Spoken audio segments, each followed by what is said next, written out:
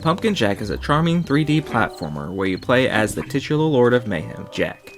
Jump, dodge, and hack and slash your way through a variety of levels that provide enough challenge to keep you on your toes. The devil has grown bored seeing how peaceful and fruitful the world is, so he casts the curse of eternal night among the land, which brings about monsters, mischief, and madness. The people send out their mightiest wizard to bring a stop to the curse, so the devil summons a minion of his own. Pumpkin Jack, a menace notorious for his absurd and evil antics.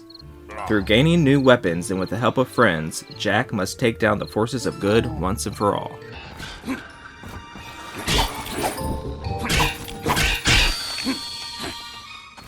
There is a lot of jumping on small and treacherous platforms in Pumpkin Jack, so it is a good thing the controls are smooth and responsive. There are different weapons in the game, and besides them having different purpose combatively, Jack moves a little differently with each one, giving them even more personality when you choose which one to equip. Sometimes the platforming can be a bit tricky because of how the levels are laid out, and landing after a jump can not be as precise as you think it will be at points. Failing or dying just sets you back to a checkpoint, and completing the levels is never a trudge. There are giant mushrooms to bounce on, traps to dodge past, and minecarts to ride.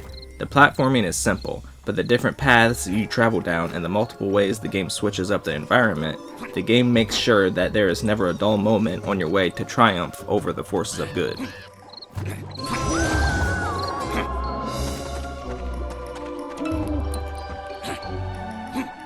In the levels, there are crow skulls to find, and bringing a certain amount to a vendor allows you to buy a variety of outfits for Jack to jump in.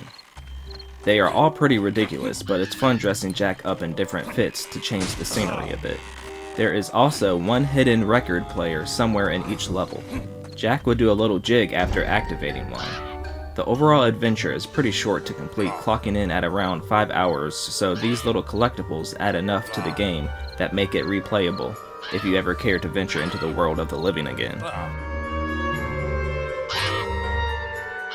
Between levels, the game's story and recaps are narrated with still-painted storyboards. The narrator does a good job unfolding the story and getting you immersed into whatever gameplay elements you are about to get yourself into. The characters in the game don't usually use words to talk, but just make noises and grunts with their discourse subtitle on screen. It gives off an old-school charm that makes the game more enticing. The writing and overall tone of the game is humorous with funny characters with snarky dialogue. That even the devil himself was bored brainless. The devil dreamed of bloodshed. Being a henchman for the evil king himself, Jack is pretty brash and has some daring and astounding accomplishments up his sleeves. He comes off as strong and composed, and you find out through characters' dialogue that he is pretty infamous for his accomplishments. Because of how sure in himself Jack seems, there never feels like there's an immediate threat, even when it comes to bosses. It's not necessarily a bad thing though. If anything, it only complements the story being told and provides more world building. But also, with this and with the game being so easy combatively, and in every other aspect, you never feel like you are put in any kind of dire situation. Because there is no challenge gameplay-wise and no feat I feel like I need to accomplish story-wise, it can get pretty boring fast. It doesn't help that the levels also feel like they go on like 5 to 10 minutes too long.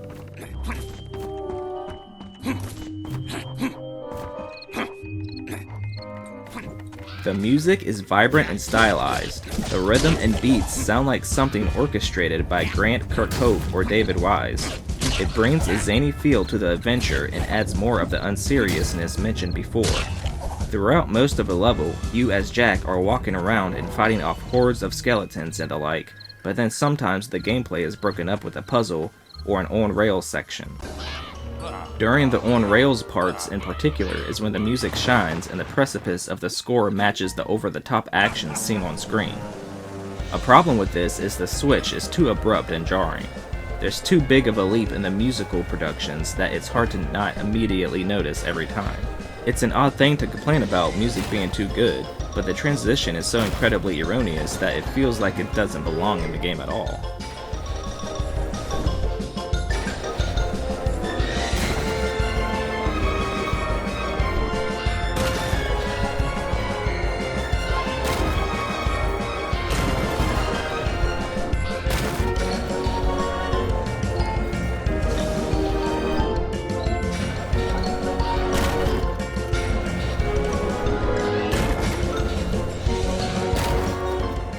Pumpkin Jack is a short and sweet platforming adventure with goofy characters and an interesting twist of the never-ending tale of good versus evil.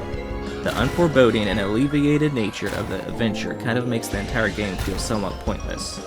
The music and platforming turnarounds can be deterring, but the rambunctious attitude and approachable gameplay may be enough to try the game out for yourself.